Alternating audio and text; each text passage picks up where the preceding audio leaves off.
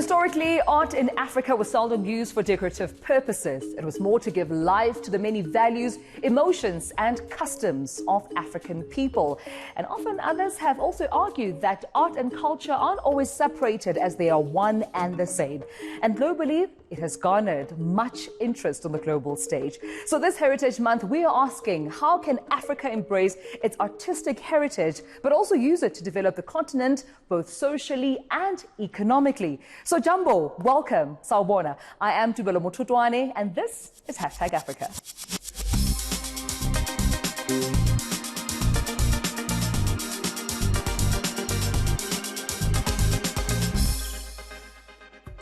This is our location for this week's episode of #Africa, the Javett Art Centre at the University of Pretoria.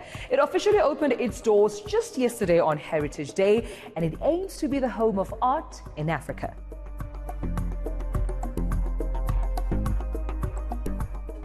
A new home for the art of Africa. Designed by the award-winning firm Matthews and Associates Architects, the Javett Art Centre has been described as a creative laboratory. Here, people can view, study and debate. The famed Mapungubwe gold collection is one of Africa's pre-colonial treasures. It was discovered only in the 1930s, near what is now the South Africa-Zimbabwe border. Apart from the permanent collections, the first main exhibition comprises of 101 iconic South African works of art.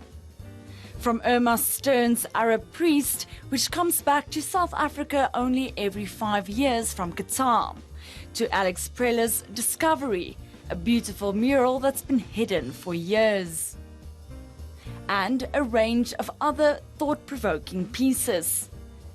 The hope is that the centre will stimulate discussions that go much deeper than art to what it means to be African. This museum links itself to the rest of Africa, not just to South Africa.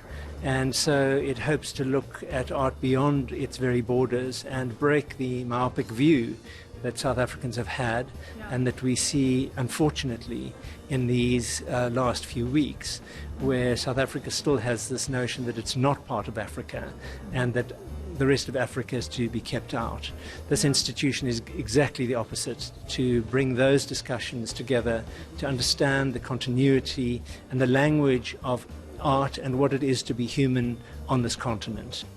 The gallery aims to not only attract art enthusiasts, but anyone who's interested in the cultural side of the continent, or is keen to learn more about it, or even more about themselves. Tolme, Pretoria.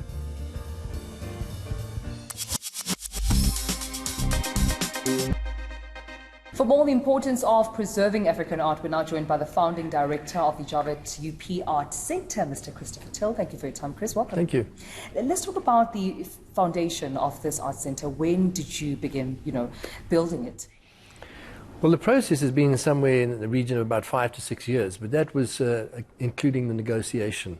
A man by the name of Michael Javett of the Javett Foundation has a collection, and events led him to meet with the University of Pretoria and come to an agreement where he would loan his collection to the university. He would put in some money to create this foundation and this wonderful building. And so between the university and the Javett Foundation, the money was made available and the site found. And for the last 3 years, we were constructing the building. And it's a wonderful moment for us to open it on Heritage Day. Yeah, I mean, you can find definitely pieces that have African influence and African art. So what's the importance of preserving African art? Well, it's vital, and that's really the raison d'etre of this institution. We want to become the focus, the default position, if you want to put it that way, of anybody interested in African art, but we are recreating the terminology so that there is not a stereotype that's thrown up when you say about anything about African art. We're talking about the art of Africa, and we are questioning what is the art of Africa, because that is anything which has an African signature. And it could extend to music, it could extend to fashion, it could extend to food. So we're looking at the creativity of the art of Africa, which we want to bring into focus in this building, and obviously art is at the heart of that. Yeah, and I know that within, the art industry, there's local, tourism and interest that we're seeing, but also international investors coming through. Take me through some of the, variety or diversity, rather, of people that, you are interested or keen into attracting. Well, the art of Africa is very much on the world map. If wherever you go, there is interest in, there are exhibitions of, there are auctions of, there are African historians, art historians who are commenting. There is a sort of post-colonial debate around the collecting of art. So it's very much in the public focus. So we're looking not only at international visitors, but we want to be an educational institution in the sense that we are looking at the school over our fence here, and across the road we've got the university. So we have a new generation, the youth.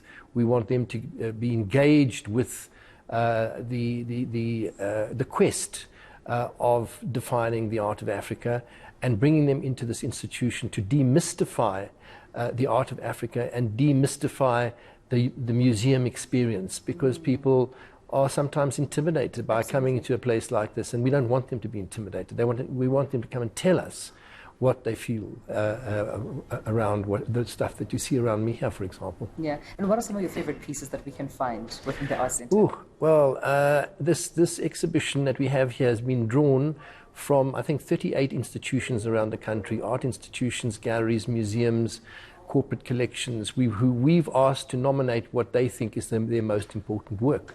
We got a list of over 360, and we selected 101, how to. And we have brought these together, and people beginning to respond by saying, my goodness, I've never seen this piece, but I saw it in a catalogue or a magazine or written about, but here it is. But one of my favorite pieces is the Black Guernica, which belongs to Fort Hare University. It's a very powerful piece by Fenny. We also have that huge Alexis Preller downstairs, which is 14 meters long, which came out of a government building which has been in mothballs for years and years and years, and we brought that out. So, but there are many favorites that I have, because it was that kind of process, looking to see where the favorites are. Yeah. So they're all favorites for somebody. Absolutely. Well, Chris, thank you so much for your time. It's a great pleasure. All right, that's the founding director of the Javett Art Centre, Christopher Till, joining us right here on #Africa. But we now take, of course, another journey to West Africa, where Nigeria's film industry, which is the second largest in the entire world, is attracting attention and financing from investors who are keen into, of course, gaining access into the African market. On the top floor of a Lagos hotel, the scene is all lights, camera, action. A local film crew is gathered to shoot for a comedy series. It's produced by Nigeria's Rock Studios. The show is called What Are Friends For? And it will be among many new shows aired by French pay TV group Canal Plus in the coming months, following its acquisition of Rock, which is one of Nigeria's top film studios. Nigeria's film industry is popularly known as Nollywood, and it's attracting a surge of foreign investors. They're all eager to tap into its abundant content and audience that stretches across Africa and beyond. I'm Reuters' Alexis Akwadram in Lagos. Investment from rival firms has set up battles between pay TV channels like Canal Plus and streaming firms like Netflix. It comes amid dwindling viewing numbers in more developed countries. And it's all because Nollywood is big business. Nollywood is the world's second largest film production hub after India's Bollywood and ahead of Hollywood. Nollywood creates around 50 original films each month. Rising mobile phone usage, faster broadband speeds and rapidly growing populations all make Africa an enticing market for streaming services, as does a largely unreached audience of around 1 billion people. But investing in Nigeria's film industry is not without its drawbacks. Mobile data is expensive compared to the cost of living in many African countries. That makes regular video streaming unaffordable for many, some of whom turn to cheap pirated copies of films. Such problems form a bump in the road investors would have to negotiate to be successful. Many are trying regardless. US streaming giant Netflix has already been negotiating license deals for Nigerian films, including a comedy directed by a Nigerian filmmaker which debuted on the platform in March. Pay TV services like Canal Plus have seen their viewing numbers dwindle in rich nations. They're banking on African countries bucking that trend due to their high data costs. We're going for a short ad break now, but when we come back, we give you a sneak peek into some of the art pieces that you can find at the Javett UP Art Centre. We'll be right back.